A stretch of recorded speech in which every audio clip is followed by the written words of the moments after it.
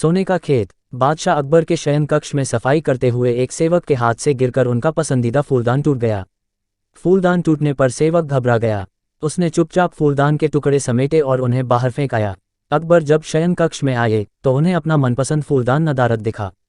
उन्होंने सेवक को बुलाकर उसके बारे में पूछा तो डर के मारे सेवक ने झूठ कह दिया, जहां पनाह मैं वह फूलदान साफ करने घर ले गया था। इस वक्त वो वहीं है। अकबर ने सेवक को तुरंत वह फूलदान घर जाकर लाने का आदेश दे दिया। यह आदेश पाकर सेवक के पसीने छूटने लगे। बात छुपाने का कोई औचित्य ना देख उसने अकबर को सब कुछ सच सच बता दिया और हाथ जोड़कर माफ़ी मांगने लगा। अकबर फूलदान टूटने की बात पर तो उतने नाराज़ नहीं हुए, लेकिन उन्हें सेवक का झूठ बोलना हजम नहीं हुआ और उन्होंने उसे फांसी की सजा सुना दी। सेवक गिड़गिड़ाता रहा, लेकिन अकबर ने उसकी एक न सुनी।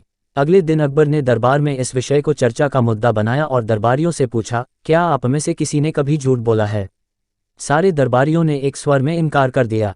जब अकबर ने बीरबल से पूछा तो बीरबल बोला, जहां पनाह, हर इंसान कभी ना कभी झूठ बोलता है।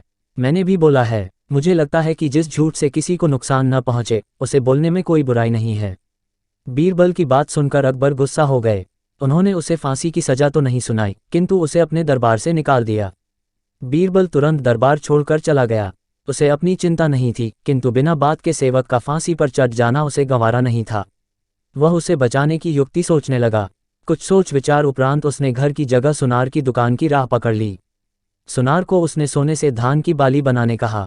अगली सुबह सुनार ने बीरबल को सोने की बनी धान की बाली बनाकर दे दी, जिसे लेकर बीरबल अकबर के दरबार पहुंचा। दरबार से निकाले जाने के बाद भी वहां आने की बीरबल की हिमाकत देखकर अकबर नाराज हुए, लेकिन बीरबल ने उन्हें अपनी बात सुनने के लिए किसी तरह राजी कर लिया।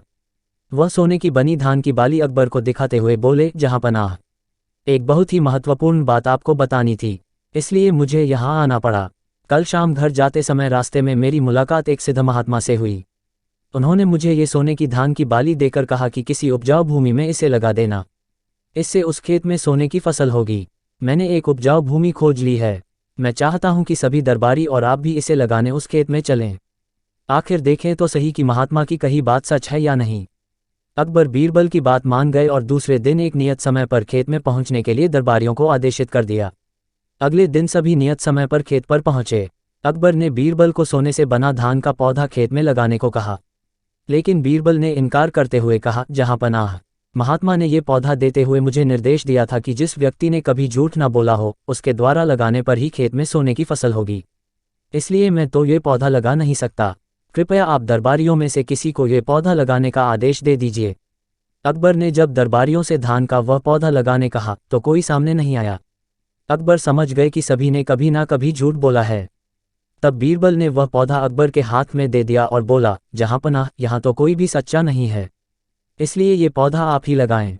लेकिन अकबर भी वह पौधा लेने में हिचकने लगे और बोले, बचपन में हमने भी झूठ बोला है, कब ये याद नहीं, पर बोला है, इसलिए हम भी ये पौधा नहीं लगा सकते। ये सुनने के बाद बीरबल मुस्कुराते हुए बोला, जहां पनाह, इस पौधे को मैंने सुनार से बनवाया है। मेरा उद्देश्य मात्र आपको ये समझाना था कि दुनिया में लोग कभी न कभी झूठ बोलते ही हैं। जिस झूठ से किसी का बुरा ना हो वह झूठ झूठ नहीं है। अकबर बीरबल की बात समझ गए थे। उन्होंने उसे वापस दरबार में स्थान दे दिया और सेवक की फांसी की सजा माफ कर दी। अगर वीडियो अच्छी लगे तो प्लीज लाइक, शेयर और चैनल को सब्सक्राइब जरूर कर दे। धन्यवाद।